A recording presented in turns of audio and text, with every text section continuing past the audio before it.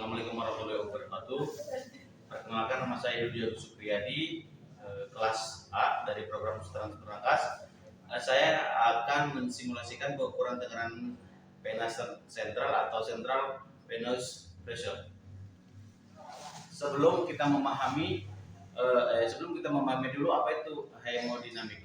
Hemodinamik adalah dinamika sirkulasi aliran darah yang dikendalikan oleh hemostatis atau keseimbangan cairan tubuh.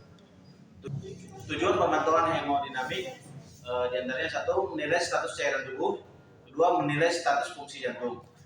Parameter hemodinamik yaitu heart rate atau nadi, dua, tekanan darah, tiga, tekanan intraarterial, empat, tekanan intrapulmonal, lima, tekanan distal kapiler pulmonal, curah jantung, volume darah, dan CVV itu sendiri. Indikasi pemasangan CVV adalah satu, untuk mengetahui nilai tekanan vena sentral, kedua, untuk memberikan total parenteral nutrisi atau obat-obatan kemoterapi, yang ketiga, memberikan cairan dalam jumlah yang banyak dalam waktu singkat, keempat, pada saat resusitasi, kelima, pada prosedur khusus, misalkan pada kasus pacu jantung, hemofiltrasi, dan dialisis. Yang keenam, akses pemberian obat yang mengiritasi vena perifer. Metode pemasangan CVV yaitu tekanan pasif atau pengukuran jugularis venous pressure (GVV). Yang kedua, tekanan invasif central venous catheter. Pada pelaksanaan pemasangan CVV ini prinsipnya adalah untuk persiapan alat, kita harus menyiapkan 2 buah infusen, satu yang disambungkan ke cairan, yang satu disambungkan ke manometer. Yang kedua, satu buah extended yang disambungkan ke arah pasien. Yang ketiga, satu buah three-way sebagai stop connector. Yang keempat, satu labu NaCl. Yang kelima, senar infus. Yang keenam, manometer. Yang ketujuh, water pass untuk menentukan atau untuk mengukur titik 0 pasien dan titik 0 manometer. Yang kedelapan, spidol, di mana berfungsi untuk kita gunakan untuk menandai titik 0 pasien. Yang kesembilan yaitu bengkok. Sebelum kita melakukan pengukuran, langkah yang pertama itu mengucapkan salam atau menanyakan kabar ke pasien, dan meminta izin dan menjelaskan tujuan. Assalamualaikum Pak,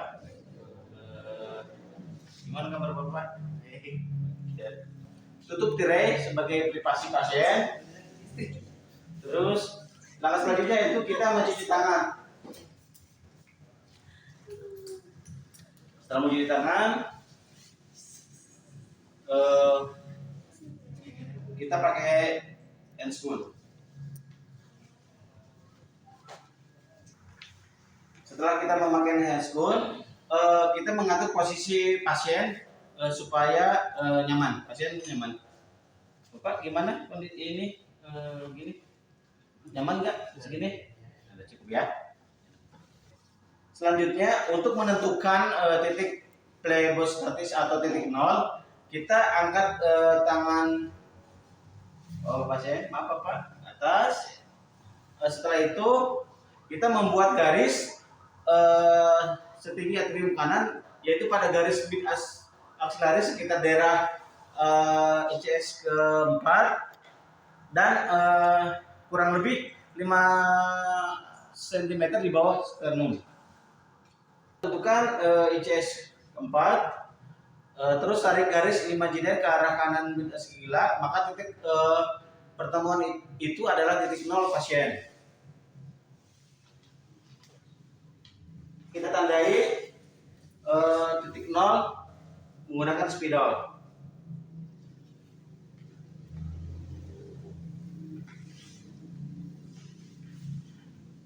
Titik nol pasien harus sejajar dengan titik nol pada manometer dengan menggunakan water pass.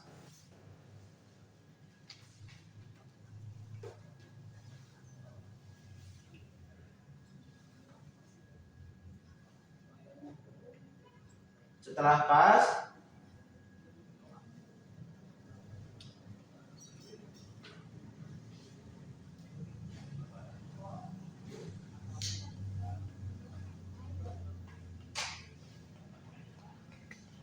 untuk mengetahui hasil pengukuran CPP, satu alirkan cairan ke arah manometer sampai 25 cm. 25 cm H2O dengan cara memutar treway ke arah pasien dan manometer.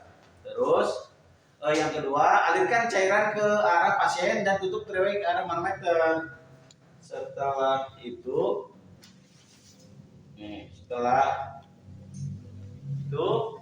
jika lancar tetesan infusnya, maka aliran darahnya lancar. Untuk mendapatkan hasil penilaian, tutup treway ke arah aliran darah cairan, buka treway ke arah manometer dan pasien.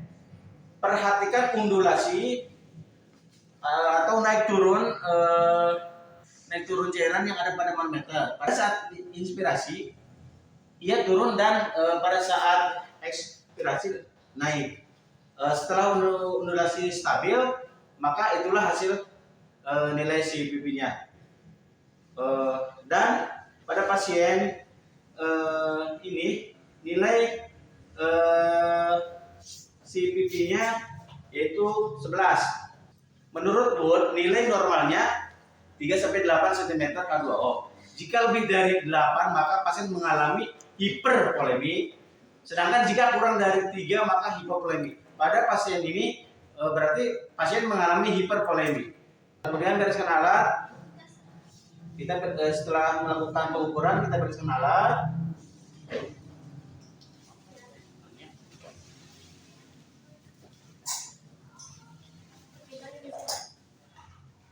Buka sarung tangan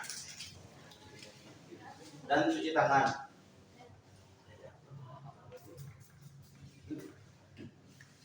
Dan jangan lupa dokumentasikan hasil interpretasi CPP tersebut. Demikian video simulasi pengukuran CPP. Saya Iri, wabillahi taufiq wal hidayah. Wassalamualaikum warahmatullahi wabarakatuh.